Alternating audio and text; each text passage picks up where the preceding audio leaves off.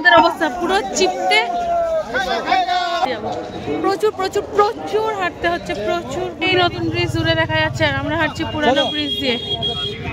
আমরা আজকে যে যে সমস্যার সম্মুখীন হলাম সেগুলো তোমাদেরকে ভিডিও শেষে আমি জানাবো। এখন নতুন ব্রিজটার লুকটা শুধু দেখেছো। 10 থেকে 12 কিলোমিটার হেঁটে আমরা এসেছি এখন সাঙ্গাম ঘাটের কাছে, আর এখানেই আছে 4 নম্বর আখাড়া। আমরা এখনো কোনো আখাড়াতেই ঢুকতে পারিনি। এখন আমরা সাঙ্গাম ঘাটে যাচ্ছি, সাঙ্গাম ঘাট থেকে জল নেবো, কেন কি মৌনী অমাবস্যা পড়ে গেছে। আমরা মাথায় জলের ছিটে দেবো, জল নেব, 4 নম্বর আখাড়া ঘুরবো, দেন আমরা স্টেশনে যাব। প্রচুর প্রচুর প্রচুর হাঁটতে হচ্ছে, প্রচুর ঘুরিয়ে দিচ্ছে, তো ওইভাবেই এসেছি। জানি না এখনো কত দূর কি দেখতে পাবো। যাই, সবে সঙ্গম ঘাটের গেটের কাছে এসেছি, চলো এখানে দেখা যাক কি হয়। দেখা করছি, সেই বলছি 2 কিলোমিটার 2 কিলোমিটার 2 কিলোমিটার, এরকম অন্তত 10 জনকে জিজ্ঞাসা করে ফেলেছি 2 কিলোমিটার। এখনো সঙ্গম ঘাট আসেনি, তবে খুব কাছাকাছি এসে গেছি। দেখো অবস্থা আর মৌনী অবস্থা এখন থেকে শুরু হয়ে গেল। এখন এই জন্য ঘাটে খুব বেশি ভিড়। আমরা তো এখন স্নান করবো না, আমরা জল তুলবো, মাথায় জলের ছিটা দিয়ে নেবো। চলো ঘাটের দিকে যাই, খুব ভিড়। আমি হয়তো ঘাটের ভিডিও তোমাদের দেখাতে পারবো না, তবে নেক্সট ভিডিও খুব ইম্পর্টেন্ট। যদি বা কষ্ট করে এলে, কষ্ট করে হাঁটলে যাবার সময় কি সিচুয়েশন হতে পারে সেই ভিডিও তোমাদের দেখাবো।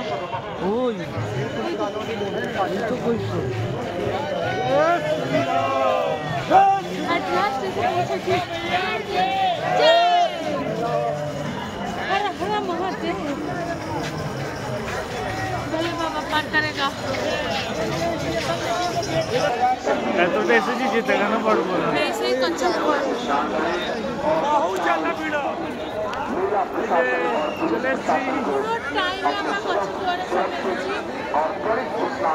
এখন বাজে 7:35।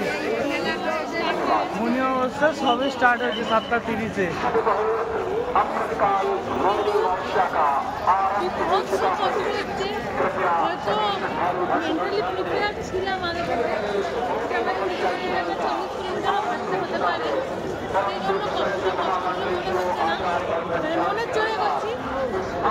যেখানে গিয়ে থামাবো সেখান থেকে পাকে নিয়ে যাওয়া খুব মুশকিল হয়ে যাবে।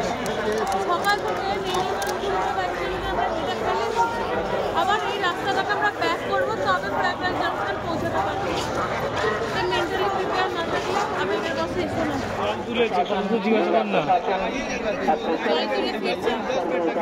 কত দূর।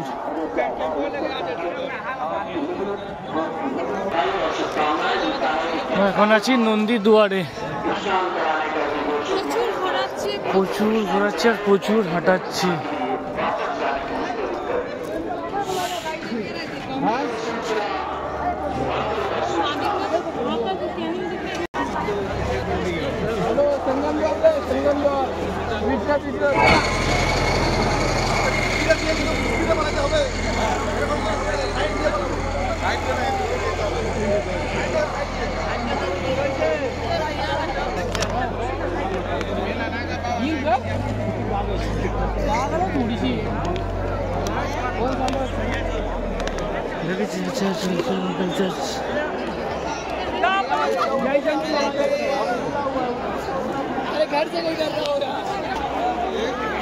देखो अवस्था शुद्ध इतना जाम हो रहा है ना। कोटि कोटि लोग शुद्ध सौ कोटि कोटि लोग।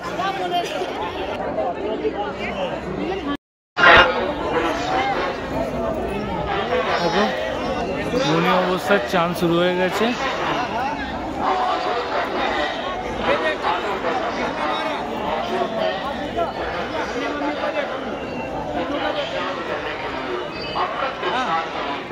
বেশ অনেক হাঁটার পরে আমরা এসেছিলাম এখানে। এখান থেকে আমরা জল নিয়েছি আর সাধু স্নান করেছে। আমি আর সোমনাথ মাথার জলে ছিটে নিয়ে জল নিয়েছি, নিয়ে এবার যাচ্ছি, কারণ ওল্ড ব্রিজে সম্রাটের মা আর বাবা বসে আছে। আমরা এখন সেখানে যাবো, সেখান থেকে যাবো প্রয়াগরাজ জাংশন স্টেশনে। আমাদের রাত 1:55 আজমির সুপারফাস্ট ট্রেন আছে। এটা হচ্ছে মৌনী অমাবস্যা পড়ার পরের অবস্থা। আমাদের অবস্থা পুরো চিপতে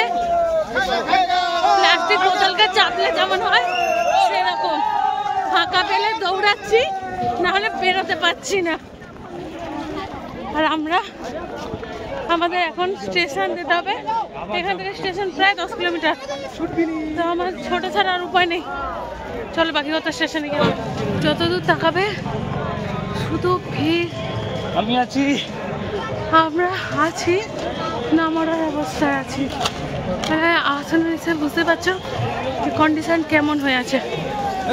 প্রথম সমস্যা যেটা পড়বেন সেটা হচ্ছে যদি আপনি চৌকি স্টেশনে নামেন, সেক্ষেত্রে আপনি 23 কিংবা 24 নম্বর সেক্টরে এসে পৌঁছাবেন।